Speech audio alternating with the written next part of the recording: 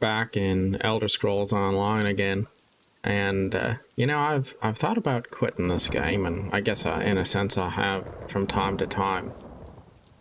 I quit and then I come back, and I often have been thinking about how I want to simplify my gaming routine. I want to have fewer games I play. I want to be more mindful in the way I play them, because sometimes it feels like it's easy to spread yourself so thin that you just don't really have any fun with any one of the things you're doing, because you're doing a whole lot of different things. You're dabbling, but you're not really mastering anything. But I've also noticed that there's some games when I step away from them, I really miss them. And it's not that I miss progression. It's not that I think to myself, there's a certain type of content that I needed to get done in the game that I didn't finish.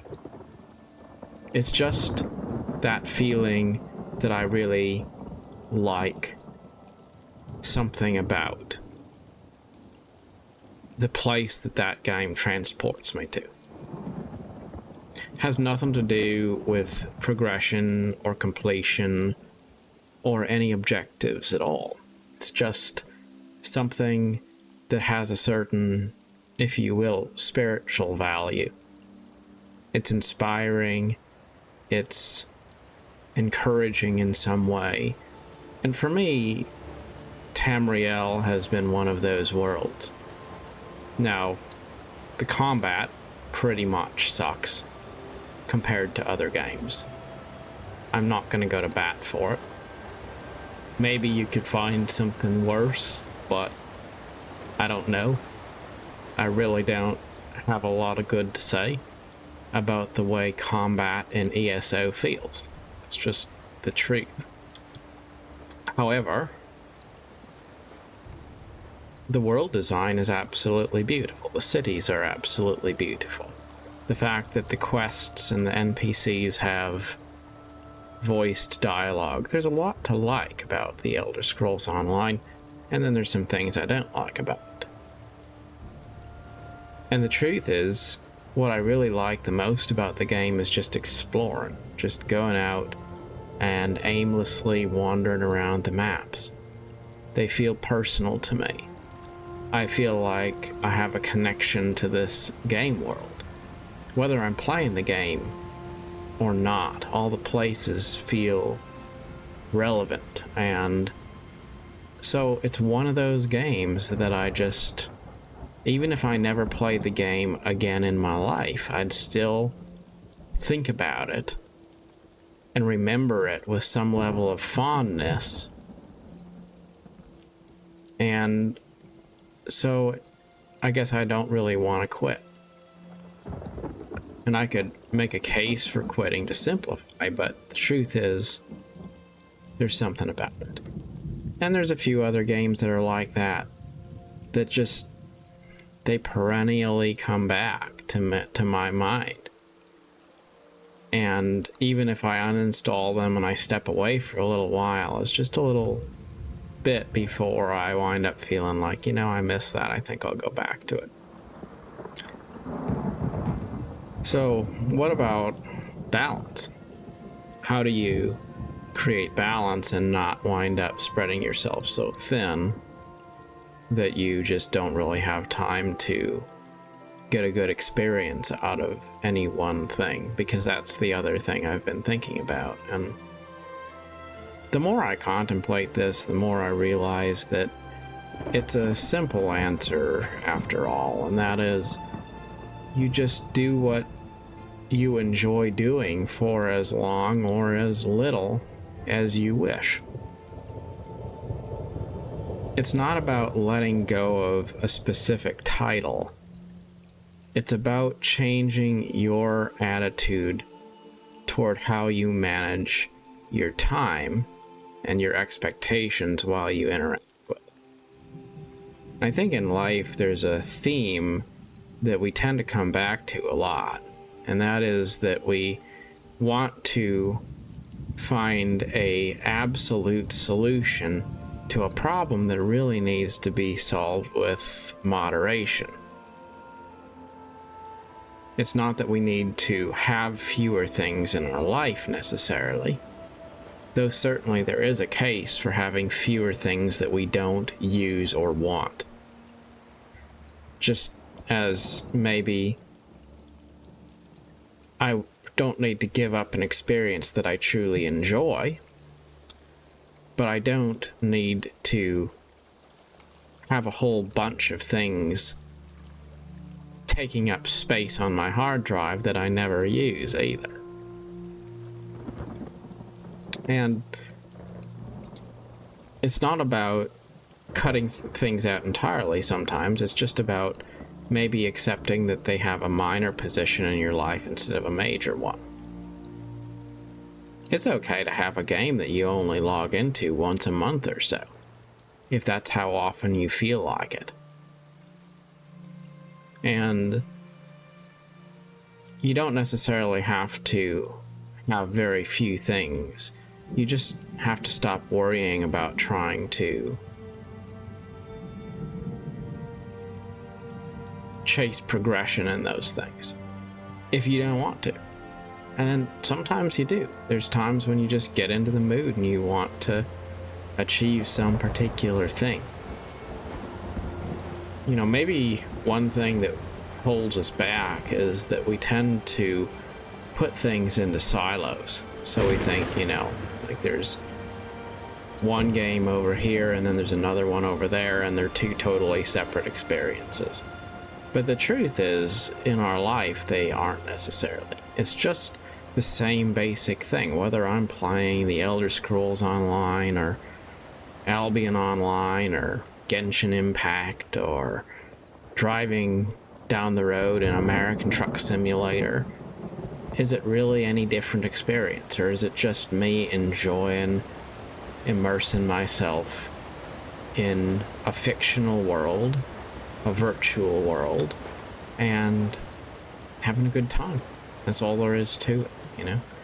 We tend to overthink things, and then sometimes I think that desire to artificially maybe simplify can be excessive, just as anything in excess can be overbearing and too much. You know, like,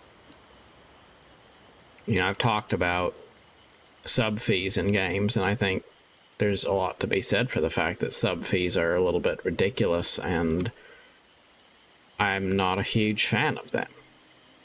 But then there are a few games that do have sub fees, and there's also something to be said for the fact that if you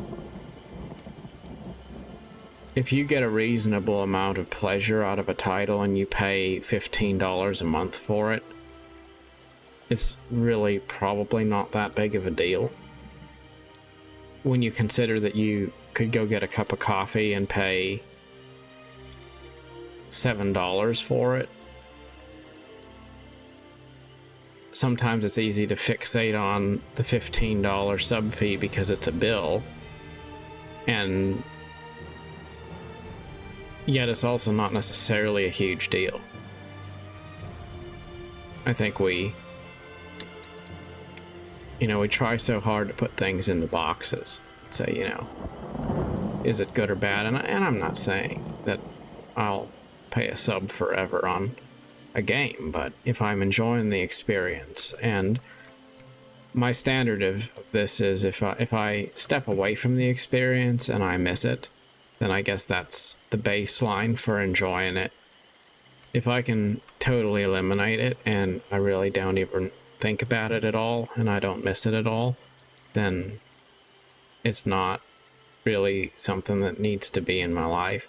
It's kind of like in your kitchen cupboard. You don't need to use every single thing in your kitchen cupboard every day. But if you can go a year without using something in there, you probably might as well just get rid of it. And I think it's the same thing with games or or other things. But finding moderation is generally the key to finding peace. It's like, I'm not a religious person, but I really like a lot of religious traditions. I appreciate Eastern religions. I appreciate Christianity. And I appreciate the old hymns that get sung in old churches. And a lot of times I find myself listening to Christian hymns. That doesn't mean I'm necessarily going to go to church next Sunday, right? So it's okay to just enjoy the part of an experience that you enjoy for as long as you enjoy it. When you get something spiritually out of something, then don't deprive yourself of that. But if you don't get anything spiritually out of it, then don't try to force something that isn't really bearing fruit in your life.